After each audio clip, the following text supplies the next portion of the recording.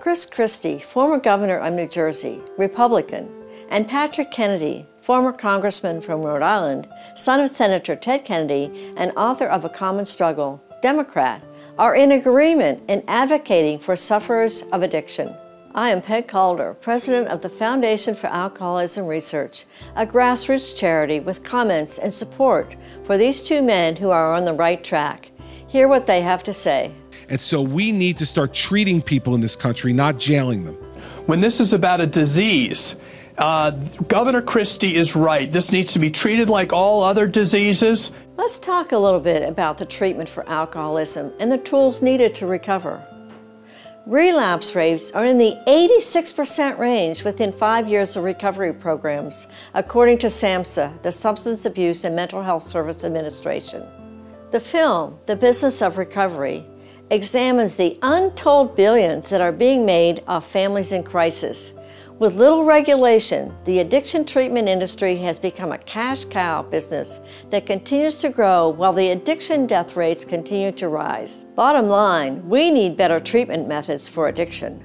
Alcohol addiction alone is the third most common disease in the United States, and yet the research dollars are the smallest per person than any of the major diseases, about $25 per person, compared to $500 per person for cancer, and an astonishing $3,000 per person for HIV/AIDS.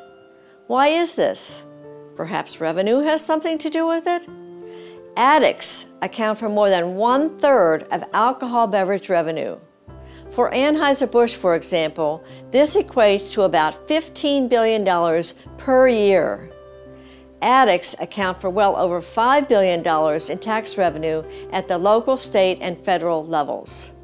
And what about the treatments that exist? There are medications to help, but they are rarely prescribed. The mantra is that they have to do it themselves. Would you say that to someone with depression? When someone is seriously depressed, there are medications to try. There are choices.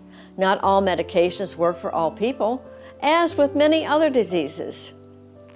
Yes, there is counseling to help with depression, but at the beginning, their minds aren't capable of grasping the counseling or the mindfulness.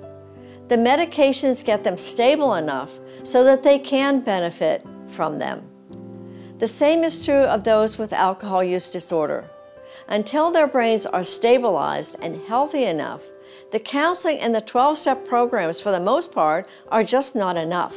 The medications for addiction are rarely prescribed, and they're really not tested enough to determine the proper dosages. Naltrexone is FDA approved for reducing cravings, but hardly ever prescribed. They're told to go to AA and counseling, and if that doesn't work, maybe they'll give them naltrexone. That's backwards.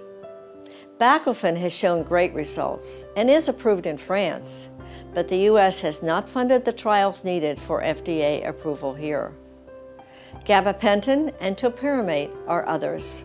Let me tell you the story of Carl from Atlanta. Carl became totally dependent on alcohol. He had a wife and family that meant the world to him, and he knew that if something were not done, he would lose them and they would lose him. He did not choose for his life to be that way or end that way. He believed that he had a brain disorder that was causing this irrational and illogical thinking. He had tried everything. AA for 6 years, supplements, exercise, meditation, counseling, spiritual programs, and rehab. He was ready and prepared to end his life. He states that he could not imagine that we had a drone on a planet 40 million miles away, that we could clone an animal, yet we could not resolve alcoholism. He began a full-time mission to try and save his life. He heard about and found some hope in baclofen, and found a place in Savannah who agreed to treat him. But when he got there, they insisted on naltrexone. When he began packing his bags to head back home, they agreed to prescribe it. He is now living an alcohol-free life with the help of baclofen. But at what cost? His brain will never be the same, and all the years of struggle that he and his family experienced cannot be recovered. Carl states, the stigma, lack of real information, the lack of real help continues to keep alcoholics on death row. either in physical prisons or prisons in their own minds. This is beginning to change, but is changing at a very slow pace. We need more help for Carl and the 18 million Americans with alcohol addiction. We need more methods for the very dedicated counselors and medical people, even probation officers trying to help them. Removing the stigma is a first step, but it's only the beginning. We need to go so very much further and put some real funds into developing methods with a high rate of healing and a low rate of relapse. Let us continue along the tracks laid by Governor Christie and Congressman Kennedy and extend them beyond to enhancement of the knowledge and treatment of alcoholism. We are not there yet. I am Peg Calder for the Foundation for Alcoholism Research, and I thank you for watching.